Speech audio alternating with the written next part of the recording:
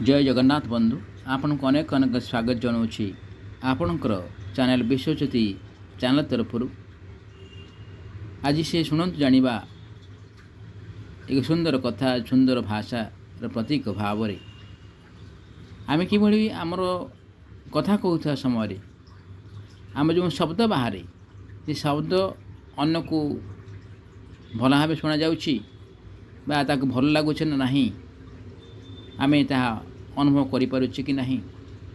आम कथर आम पार्टी जो कथा बाहर जो भाषा बाहर अन्न को भल लगे कि मंद लगे थे पार्टी बाहर सारापर फेरी आसे ना तेणु से सुंदर कथा आम शुणा शब्द ब्रह्म शब्द पुणी ब्रह्म ये शब्द ब्रह्म द्वारा आम शब्द को ब्रह्म सहित तुलना करें आम जो स्वर देखुचे धनुस्वर धनुस्वर बेंधीदेला हाथ धनुस्वर खसीगला जोगुड़िक फेरे ना निश्चित भाव पहुँची जाए कौन से स्थान से भाई पार्टी आम कथा बाहर फेरे ना आम आम मन भर भल भाषा बाहर कि खराब भाषा बाहर जदि भल भाषा बाहर अन्न को तृप्ति करी थाए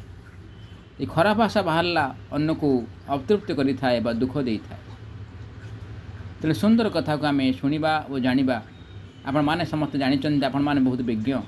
ज्ञानी तेणु अधम अकिंचन आपन कौन कह तेणुक सम्यक भाव किसी कहबी आपण मान पाखे शुणु निश्चित भाव ये सुंदर कथा सुंदर ज्ञान जहाँकि ज्ञान भरा एक आलोक कहले अत्युक्ति हेब ना जो आलोक आलोक द्वारा आम अंधार को उठे दे था अंधार चली जाए आलोक द्वारा आम अंधार को प्रक्षेप करी आग को चालू से एक शब्द आमको सुंदर भाव सुंदर भाव शब्द जो परिवेशन करवा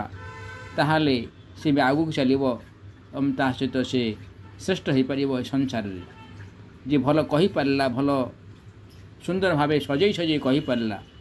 जी संसार से श्रेष्ठ होता है समस्त सम्मान दियंती से उच्च श्रेणी पहुँची थाए तेणुक आसतु आज शुणा शब्द ब्रह्म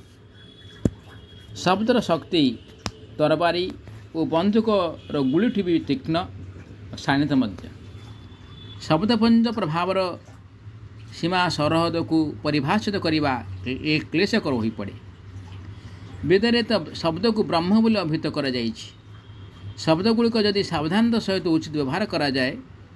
ताहले अधिक सफलता आगुरी ही सुनिश्चित हो जाए अपरपटे शब्दगुड़िकर भ्रमात्मक व्यवहार महाभारत भली स्थिति सृष्टि हुए जो लोग शब्दगुड़ी को ठिकाना समय सठिक तारिखर उचित व्यवहार कर कुशली से समय इतिहास सुझा कार्य सफलता हासिल करते इतिहास केवल साहित्य समाज विज्ञान भूगोल धर्म अधर्म धर्म और आध्यात्म और दर्शन सबरे शब्दगुड़िकर सर्वोच्च अवस्था को स्वीकार करा जाए शब्द व्यतिरेक मनुष्य मूक निर्वाक बेकार असार और निराधार हो पड़े तेणु मापचुपी कथार महत्व बतई दि जाइए जेपरी ब्रह्म सर्वशक्तिमान ठीक से शब्द सर्वशक्तिमान कहीं ना ये शब्द शक्तिर व्यवहार निज उत्थान निमित्त होते भी पतन पर यह समझबार आवश्यकता रही आम जो भल कथाटे कहवा ताले आमर उन्नति हम आम उपरक उठा जदि मंद कथा कहवा ताहले तल को पलि जावा ये कहबार माने बुझीबार आवश्यकता पड़ी था शुभ सुंदर और शिवतत्व पूर्ण ब्रह्म आमको बाह्य और अंतकरण शक्तिमान और आश्चर्यमय कर दिए अपरपटे अशुभ असुंदर अपशब्द आम अंतर को अंतसार शून्य कर दिए एवं बाह्य देश अधपतन घटाए शब्दर शक्ति महात्मा बुद्ध भगवान राम गिरिराज कृष्ण भगवान महावीर और महात्मा गांधी को पूज्य वंदनीय कर आमे आम अंतर सगुण गुड़िकर शब्द सामर्थ्य थिले आम अपरकू ताहा दे परिथांती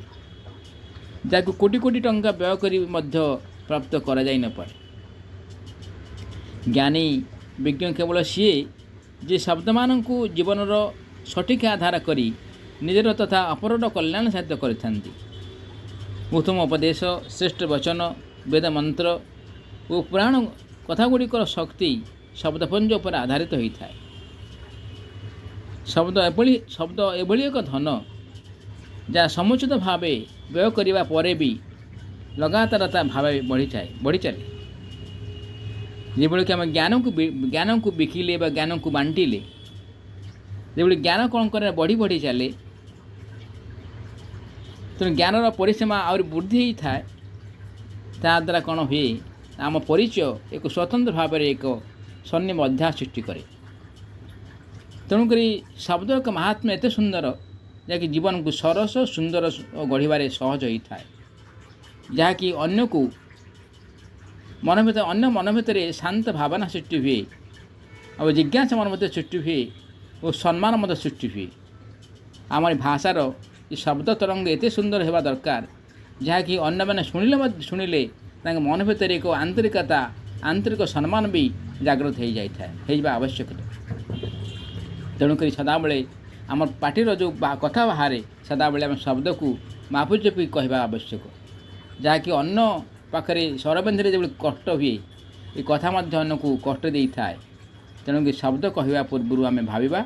न कहले न गुण आम कहवा न कहले न गुण आम कह आम गोटे कथा आसी किसी कथा कहवाक आसूची से कथा कहवा पूर्व आम भावुँ ये कहीदे था सी उत्तर मत जन कहते मुझे कहीदे था किंतु किसी समय अपेक्षा करदे गोटे सेकेंड बंद करदे तार भावा ना न कही भल हो। तो न कहले न गुण कहुँ न कहले न गुण।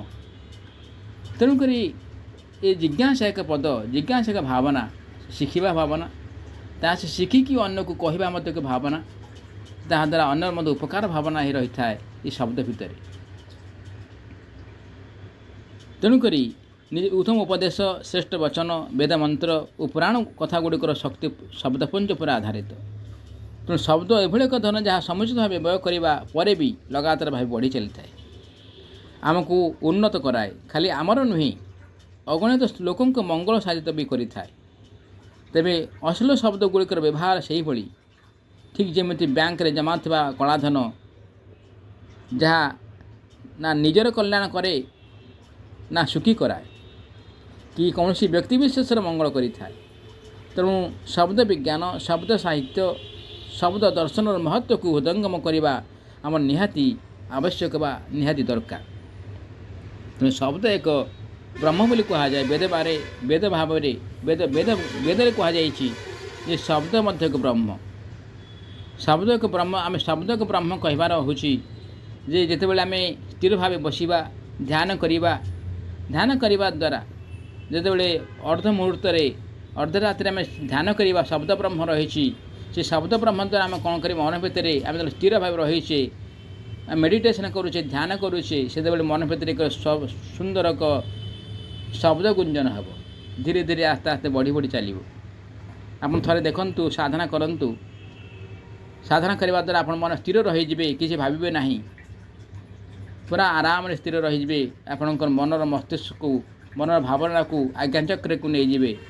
आज्ञाचक्र रही आप निश्वास प्रश्वास को आप नाक निश्वास जाऊँगी आसूची प्रश्वास निश्वास पूरा जीवाशा करुँच से जीवाशा को अनुभव करेंगे अनुभव मन स्थिर हो स्थिर होगापर एक शब्द आसो शब्द एक आसो जे कि अलौकिक शब्द से शब्द द्वारा मन पवित्र हो मन हृदय पवित्र हो मन एकाग्र हो एक सुंदर ज्ञान आसी पहुँचब सी हूँ शब्द ब्रह्म भी कह जाए। तेणुक उक्त कथाटी आपको केमती लगिला निश्चित भाव जनइबे बोल आशा विश्वास रही।